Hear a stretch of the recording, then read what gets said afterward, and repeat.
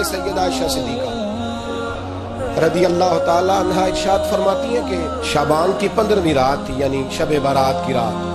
فرماتی ہیں شعبان کی 15ویں رات تھی، میں نے اچانک نظر ڈالی تو حضور میرے بستر میں تھے، پھر میری نظر پڑی تو حضور نہیں تھے۔ میرے دل میں گمان آیا، خیال آیا کہ شاید کسی اور زوجہ کی طرف حضور کا میلان تباہ ہو گیا ہو، وہاں تشریف لے گئے ہو۔ فرماتی میں اٹھی باہر گئی تو نبی کریم علیہ السلام جنت البقیع میں تھے، قریب ایک جگہ پہ حضور دعائیں مانگ رہے تھے۔ فرماتے میں گیا تو حضور فرمانے لگے ابو بکر کی بیٹی تو نے کیا گمان کیا کہ اللہ کا رسول تیری حق تلفی کرے گا؟ عرض کی حضور آپ مالک ہیں، کہیں اور جانا چاہے تو میری طرف سے پابندی نہیں۔ کہتی ہے وہاں کھڑے کھڑے میرے رسول کریم نے بیان فرمایا، یہ ترمذی کے لفظ ہیں۔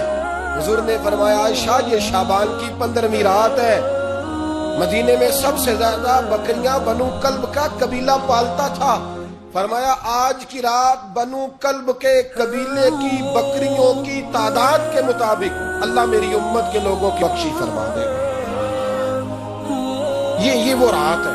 جناب عائشہ صدیقہ رضی اللہ تعالی عنہ نے بات رات کو سنی تنہائی میں نبی پاک سے، رات کو تنہائی میں حضور سے سنی۔ سویرے جناب عائشہ نے کل امت کو بتائی۔ اگر یہ بات اہمیت والی نہ ہوتی تو بی بی صاحب آگے روایت کرتی، یہ کتابوں میں آتی، یہ لوگوں کو بتاتی۔ حضرت عائشہ نے روایت کیا اور مولا علی شیر خدا نے تو کھل کے کہا ابن ماجہ میں، حضرت علی سے پیار کرنے والوں کے لیے الگ عنوان۔ مولا علی نے کھل کے فرمایا شعبان کی 15ویں رات کو رات عبادت کرنا اور سویرے روزہ رکھنا۔ حضرت علی کے لفظ بائی نہیں سیاستہ میں، رات کو روز عبادت کرنا، دن کو روزہ رکھنا۔ ویسے تو رب کریم ہر روز تہجد کے وقت پہلے آسمان پر نزول جلال فرماتا ہے اور لوگوں کو فرماتا ہے کوئی بخشش مانگنے والا؟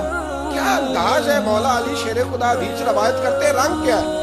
فرمایا باقی راتوں میں نا تھوڑا سا پیکج ہوتا ہے، تھوڑا سا آخری حصے میں رات کے شب برات کو نا رات چڑھتے ہی اللہ پہلے آسمان پر جو اس کی شان کے لائق ہے نزول جلال فرماتا ہے اور پہلا جملہ یہ فرماتا ہے کوئی معافی مانگنے والا؟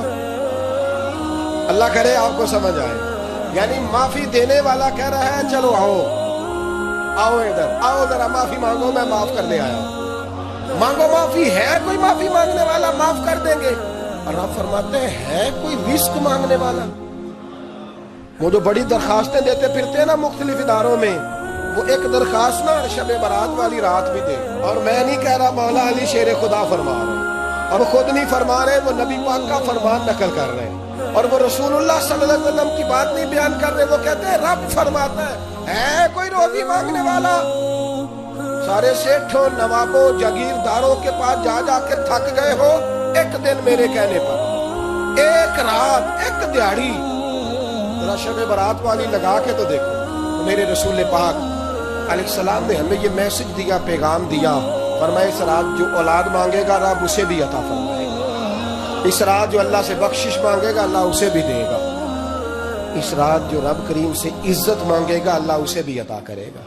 شارحین نے لکھا اس رات جو رب سے پردہ پوشی مانگے گا اللہ اسے پردہ پوشی بھی عطا کرے گا، جو جنت کا سوالی ہوگا رب اپنے فضل سے عطا فرمائے گا۔ کوشش فرمائے، کوشش کرنا۔ 10 محرم کو ہمارے ہاں لوگ جاتے ہیں قبرستان، وہ کسی حدیث سے ثابت نہیں، میں منع نہیں کر رہا، جائیں 9 محرم کو جائیں، 10 کو جائیں، 11 کو جائیں، 8 کو جائیں، سفر میں جائیں، ربیع الاول میں جائیں، قبرستان میں جب بھی جائیں منع نہیں ہے، لیکن شب برات والی رات تو خود رسول کریم گئے ہیں نا قبرستان۔ اب جو بات میں نے سمجھانی ہے اس کو سمجھیں، نبی پاک کی والدہ کا مزار نہیں ہے وہاں جنت البقیع، حضور کے کو بھائی بہن ہے، حضور کیا کرنے گئے؟ امت کی بخشش کے لیے گئے۔ شب برات کی رات لالچی نہ بنے کہ صرف میں نے اپنے لیے روزی مانگنی ہے، کل امت کے لیے مانگے، رب کریم سے مانگے، اپنے بھائی کے لیے مانگے، اپنی بہن کے لیے مانگے، اپنے بیٹے کے لیے مانگے، اپنی بیٹی کے لیے مانگے۔ اللہ کریم یہ مانگنے کی رات، پچھلی راتی رحمت رب دی کرے بلند آوازہ، بخشش منگن وارے کارن کھلا جے دروازہ۔